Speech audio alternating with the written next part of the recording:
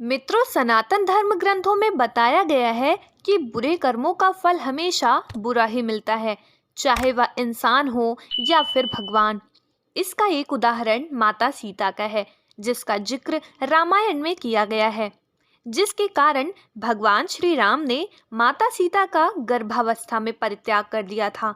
लेकिन हम में से ज्यादातर लोगों ने कथाओं में यही सुना होगा कि माता सीता का परित्याग श्री राम ने धोबी के दोष लगाने के कारण किया था। लेकिन इसके पीछे की असल कहानी ज्यादातर लोगों को पता नहीं है कि वह धोबी कौन था, माता सीता के ऊपर दोष लगाने के पीछे का कारण क्या था।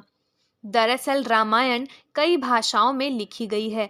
अलग अलग रामायण में कई तरह की कथाएं मिलती हैं, जिनसे कई लोग परिचित नहीं हैं। आगे बढ़ने से पहले वीडियो को लाइक और आप चैनल को सब्सक्राइब कर लेना।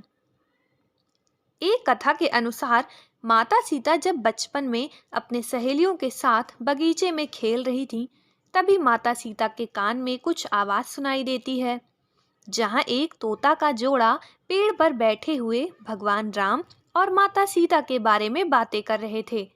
उनकी बातों को सुनकर माता सीता का ध्यान उन पर गया। मादा तोता बोल रही थी कि अयोध्या के राजकुमार राम काफी प्रतापी राजा होंगे, उनसे यहाँ की राजकुमारी सीता का विवाह होगा।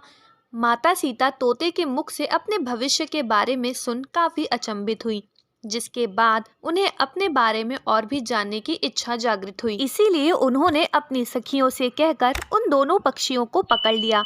फिर माता सीता ने उन दोनों से पूछा, भविष्य के बारे में इतना ज्ञान तुम्हें कहाँ से मिला? उन पक्षियों ने बताया कि इससे पहले हम महर्षि वाल्मीकि के आश्रम में रहते थे, जहाँ हर रोज महर्षि के द्वारा राम और सीता के जीवन के बारे में बताया जाता था। इसीलिए हमें हर चीज कंठस्थ याद हो गई है। जिसके बाद सीता जी पूछती रहीं और तोते जवाब देते रहे। फिर सीता जी उन दोनों जोड़े तोते से कहे कि जब तक मेरा विवाह नहीं हो जाता, तुम दोनों मेरे साथ राजमहल में ही रहोगे और तुम्हें वहां सारी सुख सुविधाएं मिलेंगी। सीता जी की बात सुनकर तोता घबरा गया। नर तोता माता सीता से काफी मिन्नतें किया और कहा कि हम खुले आसमान में विचरण करने वाले पक्षी हैं, इसीलिए हमें पिंजरे में बंद रहकर हम जीवित नहीं रह पाएंगे, हमें आजाद कर दीजिए। तोते ने इसके लिए बहुत याचना की। तब सीता जी ने नर तोते को छोड़ दिया, लेकिन मादा तोते को नहीं छोड़ा और कहीं कि ये मेरे साथ ही रहेगी।